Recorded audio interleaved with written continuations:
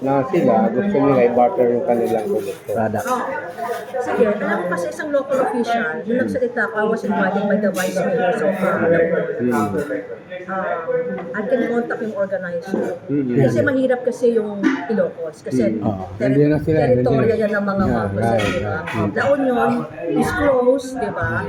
Nandito So, naman si at meron Atty. naman tayo, so baka meron silang makukuha. Kahit sa, di ba? You just start with a little, and then later on, Wala, meron na tayo, actually, tatlong probinsya na. Siguro what I just need here, Tarlac also is a good friend kasi yung governor doon dating anak ko. ayan, pwede rin ng Perla. Yeah. So, ang nakuha ko is Misamis Oriental, Occidental Mindoro, at saka Quezon. Quezon. Quezon Province. Quezon Province, oo. Ngayon, ang maganda dyan, sa Quezon Province alone, I was able to come up with a 200,000 hectares ready for plantation of tobacco and abaca. Kasi ang abaca, sa world market ngayon, Tayo nang di ba sa kapat? Tapos tinanggal nila yung pera natin. Di ba ang baka fiber, ginawa nilang plastic, di ba? yun nga.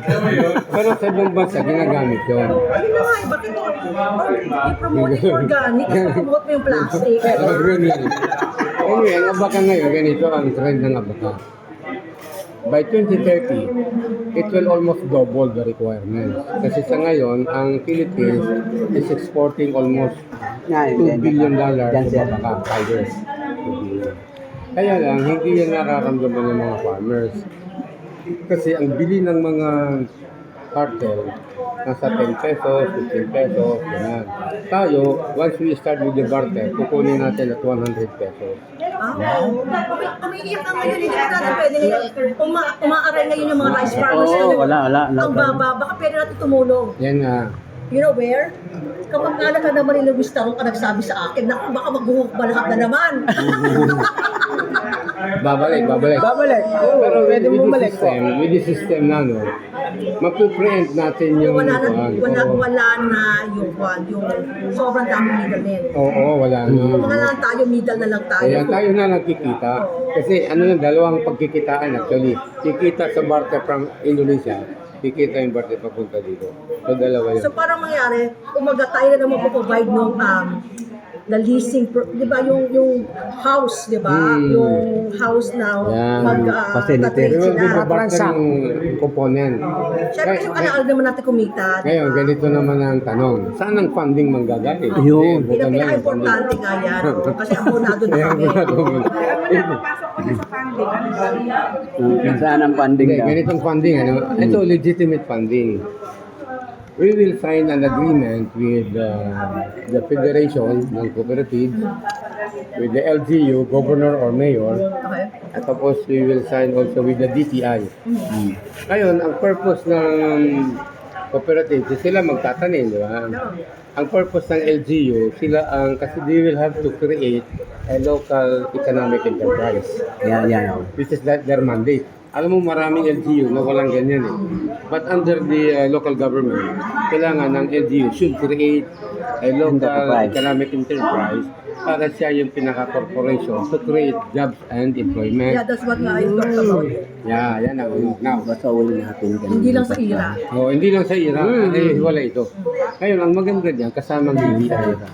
Ang DTI naman will be the sourcing of funds. Siyang bahala. Kasi this formula actually was given to me by former Secretary of DTI, si Pascual. Secretary Pascual. It's also a UP yan. So binigyan niya akong formula. So with that formula now, effective talaga. Effective siya. Kailan pa niya sinet up yung 5-year plan at saka siya. Yun na. Actually, I was given the task of industrialization in the countryside. Ako ang binigyan niya. Binigyan kami ng marching order in front of formerly ASEC in Cabo ng CDA at saka si dating PITC. Ang purpose kasi ng PITC, they will be in charge of the exportation of the materials, kung ano man yun. Para hindi tayo masyadong sakit ulo. Kasi kung tayo mag-export, dadalhin tayo ng custom kung ano naman dyan. Eh sila nang bahala dyan. Basta sa atin lang, attorney doon, is yung we will situate yung quantity and quality na tama tayo. Kasi we will be importing also expert from Indonesia para titingnan before it will be loaded. So wala na tayong problem. Kasi this is pag pinagano natin yun, tapos ang boxing, bayad na yun. Now, ang sistema, paano sila babayaran dito? Okay, ganito ang mag-finance ito will be the LGU through the DTI. Ngayon, ang halimbawa, ang San Miguel, kailangan ng coal. Coal. Yung panggatong nila sa power plant. Okay. Ngayon, ang San Miguel ngayon, since if they will buy from us through barter, they can reduce by 50%. 50% lang ang kanon nila. Kasi if they pass on dito sa traders, malaki ang gastos nila Maraming binibigyan Ito kasi wala na. Tayo na. Direct tayo. So, ang mangyayari doon, halimbawa lang, sample. Sa ngayon, ang high calorie food ng San Miguel, binibili nila sa $300 per ton. Alam mo sa atin magkano? $100 lang. Ay, pwede. Per ton. Pero that is doon sa Indonesia. Dadalhin pa natin dito. Oo. Now, Ngayon. assuming, Kalaban natin. Ha? Tahimik tayo. Kasi dito tayo sa US, lusobin tayo ng mga aktivista. hindi, ganito yan. Ganito. Kasi ganito, sa energy transition kasi, based doon sa usapan namin, kasi I'm talking also to Secretary Lotilla. Sabi ni Lotilla, definitely, hindi 2030 itatapusin itong mga fossil energy. They will extend up to 2050. So we have still another 25 years. mga 30 years. So sabi ko, meantime na 30 years pa pala yan, bakit hindi natin tulungan through bartering? Diba?